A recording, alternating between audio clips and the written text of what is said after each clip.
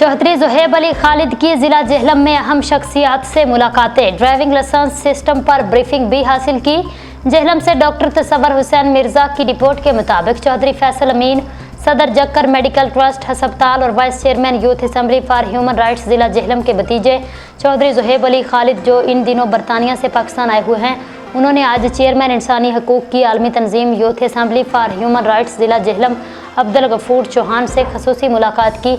इस मौका पर चौधरी ज़ुहैब अली खालिद ने डीएसपी ट्रैफिक खुरम फयाज और डीएसपी सिटी अब्दुल जब्बार से भी अलहदा मुलाकातें की, जिनमें ज़िलाई सतह पर अवामी खिदमात और ट्रैफिक निज़ाम से मुतल्लिक़ अमूर पर तबादला ख्याल किया गया।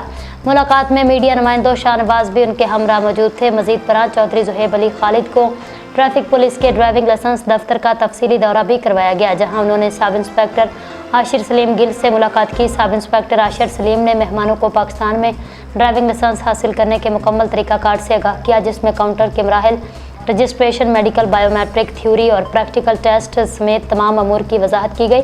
आखिर में चौधरी ज़ुहैब अली खालिद ने ट्रैफिक पुलिस की जानिब से फराहम करदा सहूलियात और शफाफ निज़ाम को सराहा।